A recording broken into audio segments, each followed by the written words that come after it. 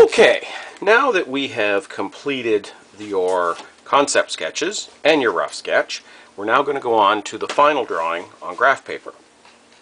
So we have our Christmas tree here that we know is 17 centimeters high and 10 centimeters wide. We know each section is 5 centimeters, and this is all documented in your rough drawing. That's why it's so important to have those measurements in there.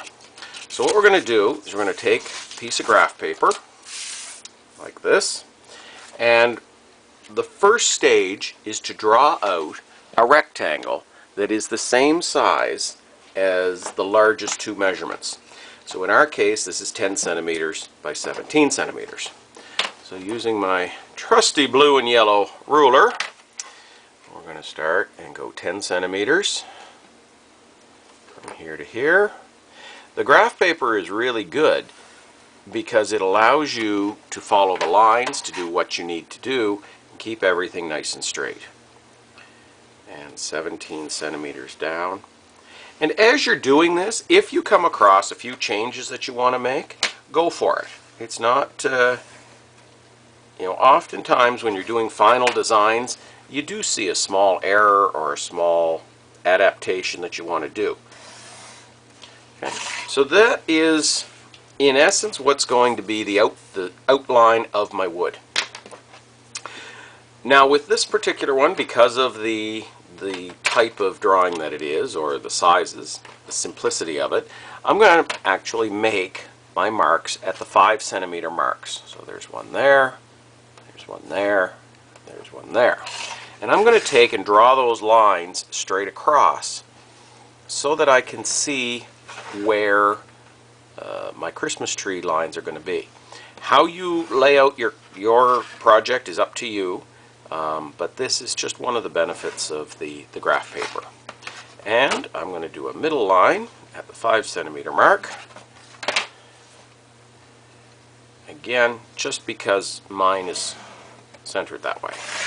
So now once I've got this done, I can start to do my drawings and figure out how I want how my design is going to look totally. So just switching colors. So I know that my tree trunk is 2 centimeters wide, so I'm going to make a mark 1 centimeter this way, 1 centimeter this way, and I'm going to bring those lines up. So there we go.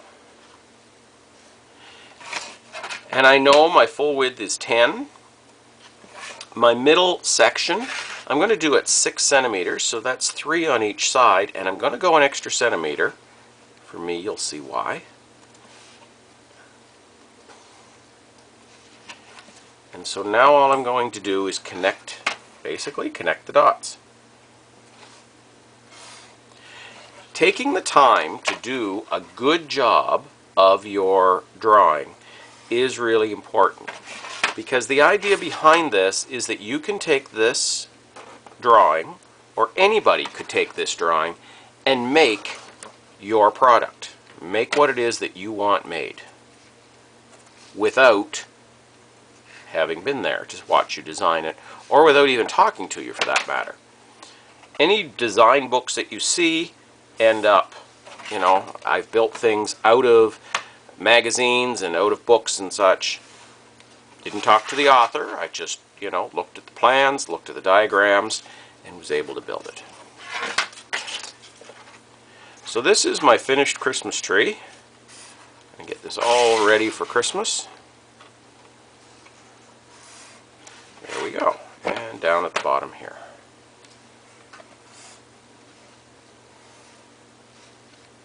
So there we go. So now that I have this done, the last step is to dimension it. Dimension is really important because that tells us how big things are. So all dimensions normally go on the outside. I'm going to take and draw extension lines out from the top and bottom, or bottom and top, of what I'm wanting to measure.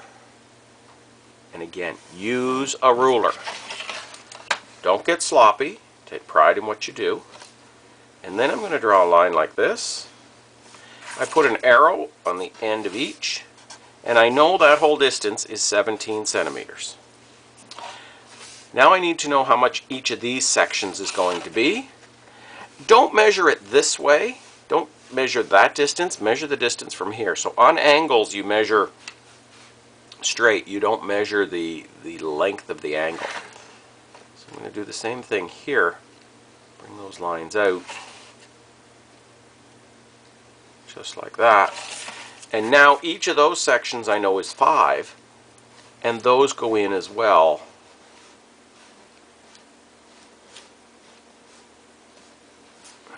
Just like this. Making sure your arrows are in there. Be sure that you keep your drawings, because if you end up with a problem somewhere along the way, you can refer back to your drawings. Oops, that's not 5, that's 2. So we have 5, 5, 5, and 2. These sections down here, same thing. I'm going to bring my line down like this, my line down like this. I know my full width of that is 10 centimeters. Like so. 10.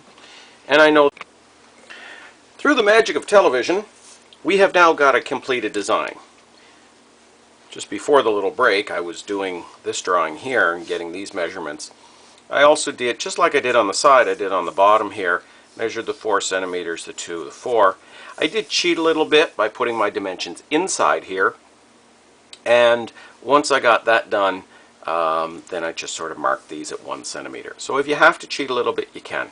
If you're doing a circle, you can do a dimension this way. Not the proper way to do it, but you can. So once you get this done, find a piece of wood. You're going to need a piece of wood.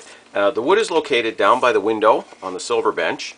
You want to pick a piece of wood that is about the same width as what your drawing is. So if I look at this piece of wood, you'll notice that my drawing is only this wide. So I'm going to be wasting all of this wood. I don't want to do that. So I want to choose a piece of wood that I'm not going to waste. And even though this one has a drawing on it, that's okay, I can still use it. So we can use this side. This is a little better piece. It's a better length and it's a better width.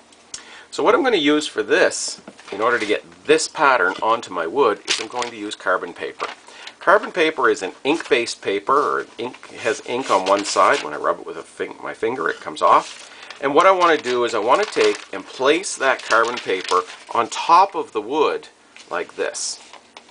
Place that on, and then I'm going to lay my pattern on top of that.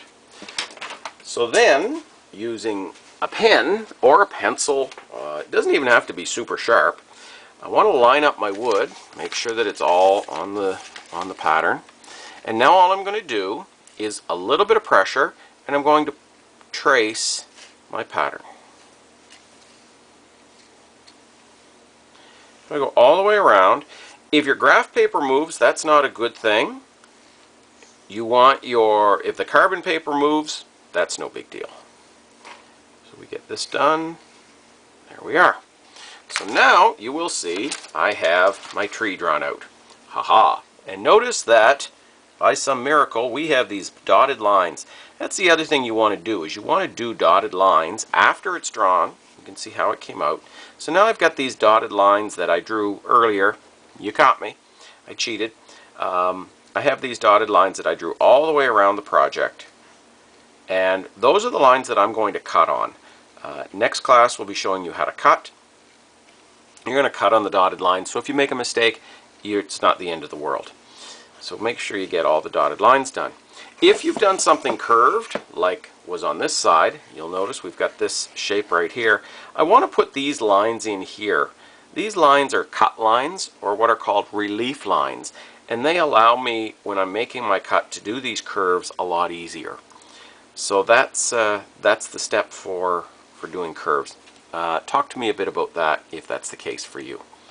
So now that you have your pattern all drawn out, you need to put your name on your project, put your name on your wood and your class, put it back in your cupboard, and at the end of class make sure you do your daily log, and we will end up cutting this next class. So until then, good luck, have fun, be creative, see you in class.